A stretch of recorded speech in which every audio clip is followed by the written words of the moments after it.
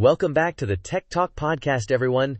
This is episode 294, and Mark, I feel like we're diving into the heart of a tech earthquake today. NVIDIA's latest GPU, the RTX 50 series, specifically the RTX 5090. What is going on? Jenny, you're not wrong. We're talking about a seismic shift here. For years, the RTX 4090 has been this beast, this king of the hill, launched all the way back in October 2022. But then, on January 30th of this year, 2025, NVIDIA just dropped a whole new monarchy, the RTX 50 series, headlined by the RTX 5090. And, it's not just a faster chip, it's a statement. And it's not just a refresh, is it? It's a whole new architecture. We're talking Ada Lovelace out, Blackwell in. This isn't just about faster frames in games anymore, is it? It feels like something much bigger, something deliberate. That's exactly it, Jenny. The Blackwell architecture is NVIDIA's most radical shift since 2018 with Turing. It's named after David Blackwell, a pioneering statistician. And it's designed to dominate in AI and parallel computing, even more than graphics. It's got a nearly 30% increase in raw compute power for the 5090 over the 4090. But here's the kicker. That power comes with a considerable price tag. Not just the retail cost of getting the card off the shelf, but hidden costs, you might say. Oh, I've seen the whispers online already. Everyone's talking about it on Reddit. But before we get to that, let's talk about this performance split you mentioned. You're saying even though it's more powerful, it's not performing equally across all tasks? Precisely. This is the Blackwell paradox. In raw, traditional rasterized gaming, think your Call of Duty, your Fortnite, without all the fancy ray tracing turned on. The 5090 is only delivering about a 12 to 18% average FPS increase over the 4090 at 4K. It's for a card that's costing more, a lot more, than its predecessor.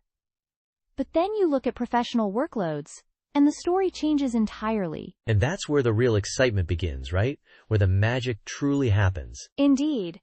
In applications like Blender or Octane Render, where you're doing heavy 3D rendering or video encoding, we're seeing 58 to 72% speedups.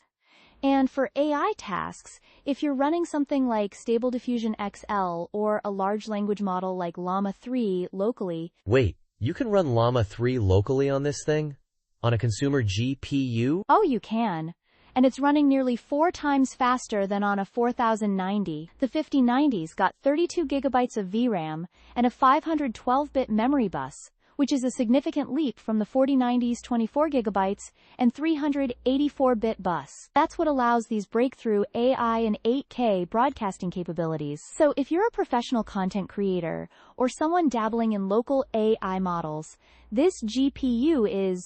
well, it's a dream come true. So basically what you're saying is, if I'm editing 8K video, or I'm training AI models from my desktop, this card is going to transform my workflow. But if I just want to play my favorite shooter, I'm barely seeing double-digit improvements for a much higher price tag.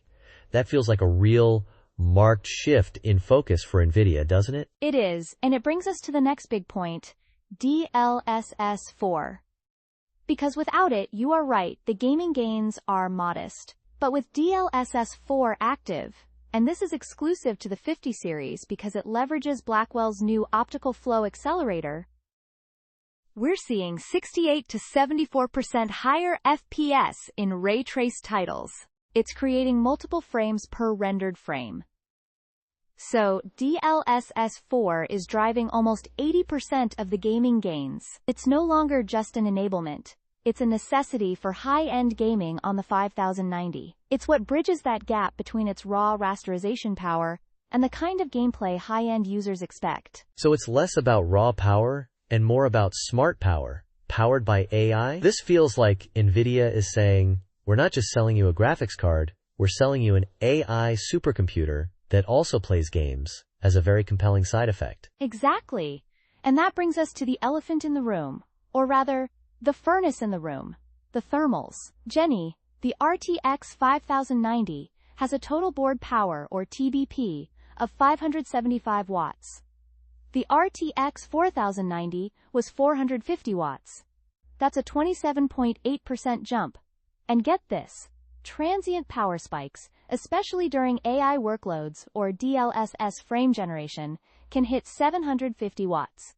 That's nearing what some entire systems used to draw just a few years ago. 750 watts? For a graphics card? My entire PC doesn't draw that much.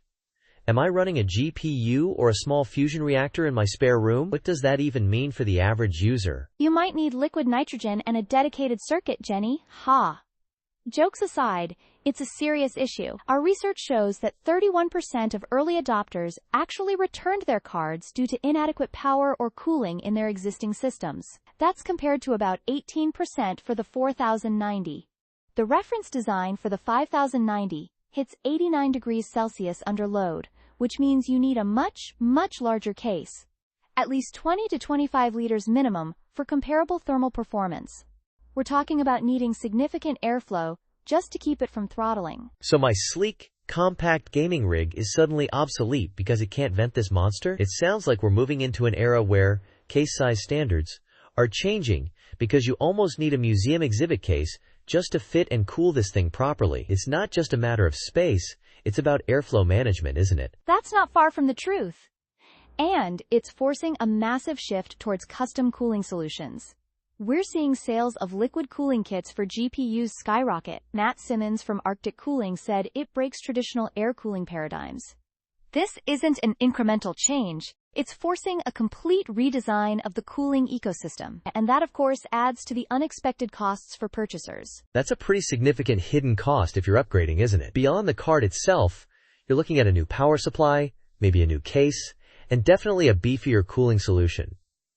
Is NVIDIA, aware of this? Or are they just pushing the envelope at all costs? It seems they're embracing it as a necessary evolution for what the card is designed to do.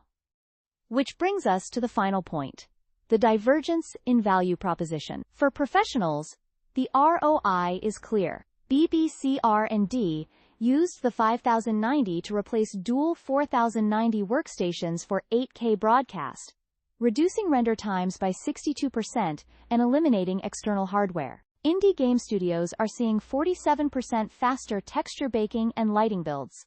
The expert, Dr. Arjun Patel from MIT Media Lab, said for generative AI, it's transforming creative iteration cycles. These are tangible, money-making benefits. The card pays for itself for such users.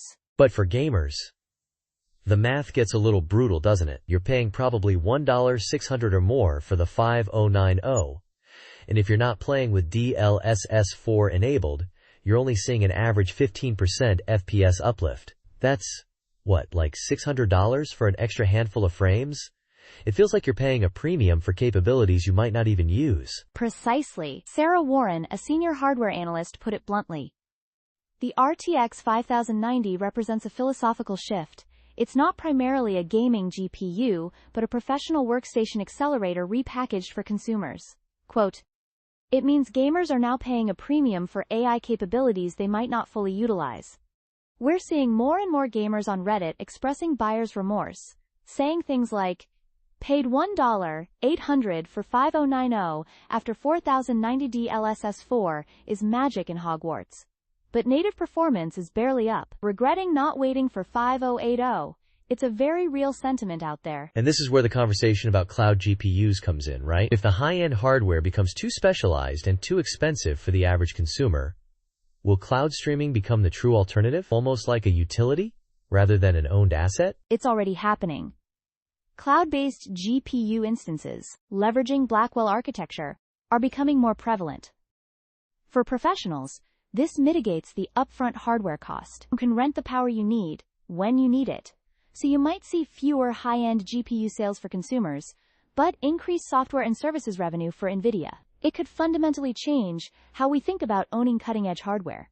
It's a very interesting, evolving landscape. So, to sum it up, the RTX 5090 is an AI and professional powerhouse that happens to play games rather effectively if you use NVIDIA's proprietary tech, DLSS4.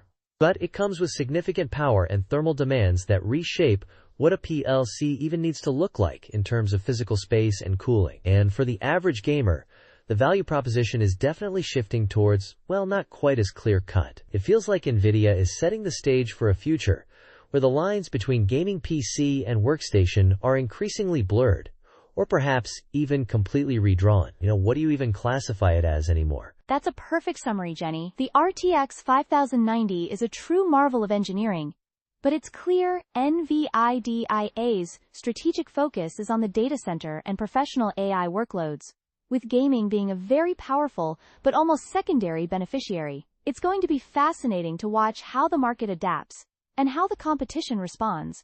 Will AMD and Intel try to capture that traditional gaming market, or will they follow suit? Indeed. This has been a fascinating deep dive. Thank you, Mark, for always breaking down the complex into the compelling. And thank you, our listeners, for joining us on this journey through the latest in GPU technology. We'll catch you next time, and let us know your thoughts on the RTX 5090. Are you upgrading, or are you waiting for something else? See you then.